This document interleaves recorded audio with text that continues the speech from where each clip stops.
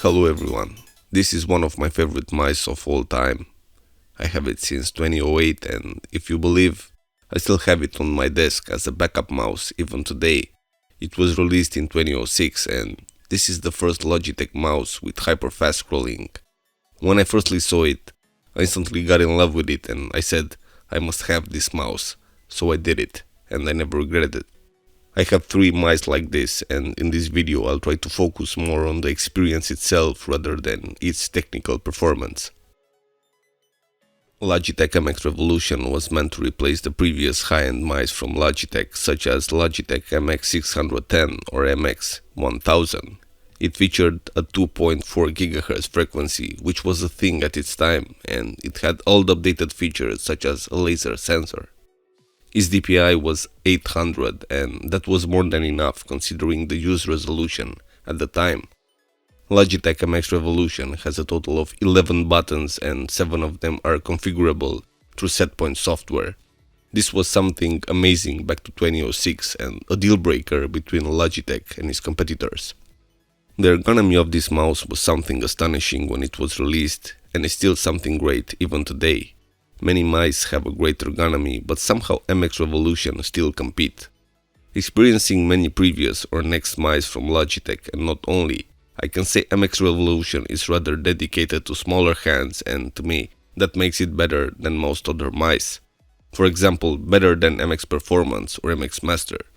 That's so subjective as I cannot argue that makes it better than its successors, but there are some features that makes it better in any way. MX Revolution successors such as MX Performance, MX1100 or MX Master, all of them have a mechanical switch for free spinning. Well, that's nice, it's nice to have this feature no matter how, but considering MX Revolution had this switch made by software and fully configurable, makes it much better.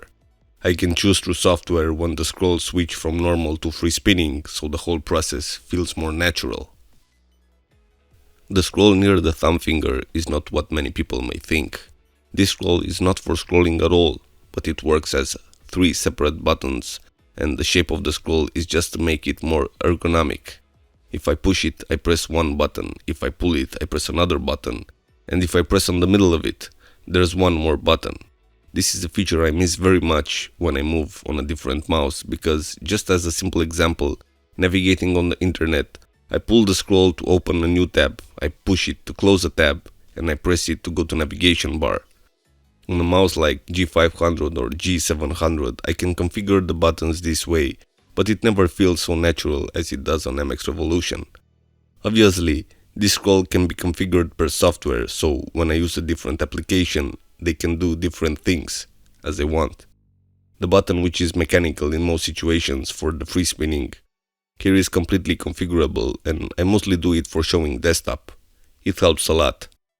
The back and forward buttons or the left and right scroll are not something to mention in particular because they became so basic as they're not something to wonder today. Its battery is not replaceable as it was later made for MX Performance or MX1100, but Logitech did the same as it was on MX Revolution, later for MX Master.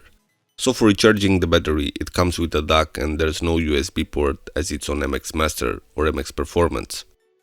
I would say this is the biggest downside of this mouse because somehow I always had to keep a backup wired mouse on my desk.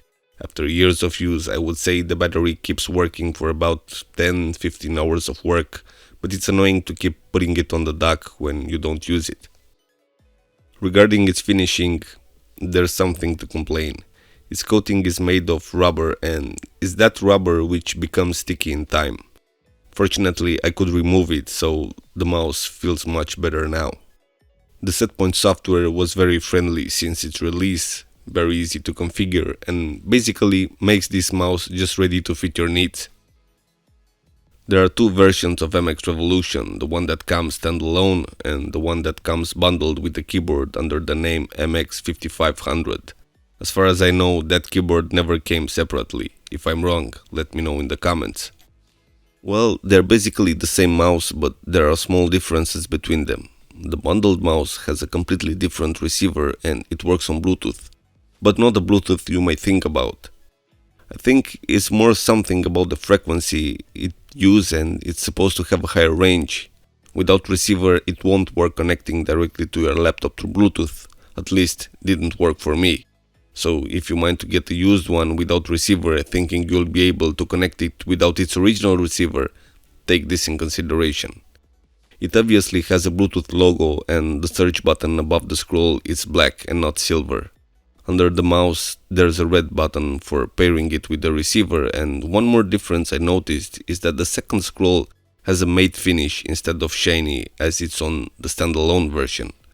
What's interesting is that only the second scroll is matte. The main scroll is shiny on both versions. Why they use the different material, I have no idea. The gaming experience on this mouse is actually good. I played a lot with this mouse, shooters and not only. However, I think regarding gaming, there are better options out there. So, coming to a conclusion, comparing this mouse with other mice within the same range, I would place it on top due to various reasons. MX Performance feels more bulky, and even though it has many buttons for the thumb finger, the way they are as a scroll on MX Revolution makes it more ergonomic to me.